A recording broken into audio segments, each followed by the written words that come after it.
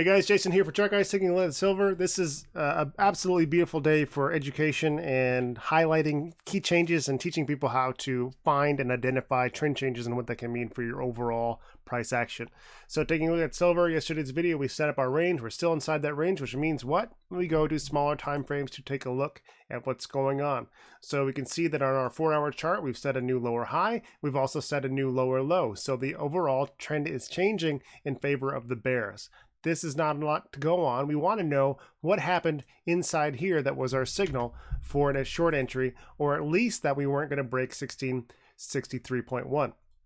So first we'll go to the hour time frame and take a look at that action. And here we go. We talked about 1642 as being a key level for us on the hourly time frame. That was our last low. We saw a big move to the upside. RSI got overextended, probably around 72, 73. We see a nice shooting star candlestick, not always perfectly reliable, but often can be part of the package and is a good visual cue to watch what's happening on even smaller time frames to take a look at that price action. So 1642, that was our last low. We saw that come down, act as support once, twice, knocked it out. Then we start bucking up against EMA 12 resistance, and then we get dumping down. So hourly trend change was a good signal, especially when we have double bottom support, EMA resistance, and then a crash. But we have more information to use up here. Something else has happened up here, and if we go to the 15-minute time frame, we might get an idea of what that might be. Same story. Trends are all fractal. Charts are all fractal. Everything's fractal. What techniques you use in the hourly, you can use on the 15 and the 2-minute time frame. So in this case, we're setting higher highs, higher lows.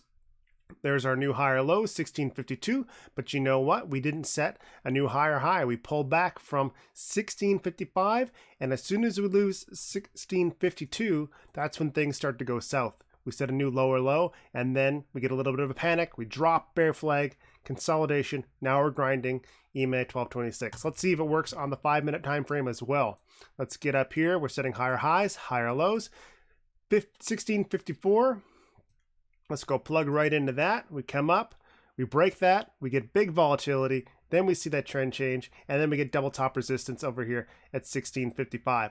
So pretty clear, cool action to happen on lots of time frames, and each sub time frame gives you more and more resolution as to what's happening. And we need to focus on the 5 and 15, and you need to keep in mind that when you're looking on a 2 or 5 minute time frame, that action is only going to give you information for, say, the next 2, 5, 10, 15 minutes.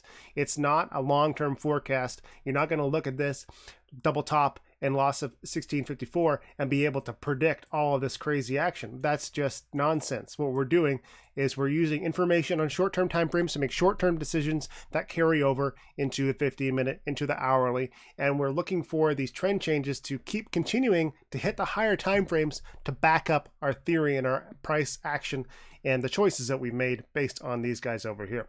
So if you lost 1554, you could take a short entry and your exit would theoretically be the loss of 1655. So if we went to the upside, knocked out that resistance and kept on going, there's your exit. But if you get a double top resistance, perfect. See that rejection, see loss of 1652 again, EMA resistance, and so on.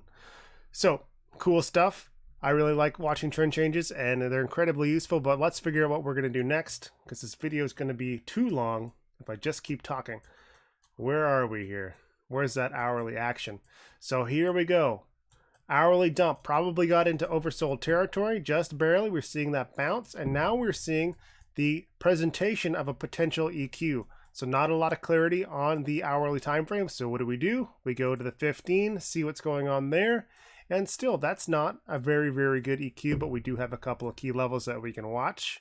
Let's look at 1621. That's currently double bottom support, and the resistance at 1626. Should we lose either of those levels, we'll go back to the hourly time frame, look for more downside movement. Hourly support is at 1615. We'll come to the 4-hour.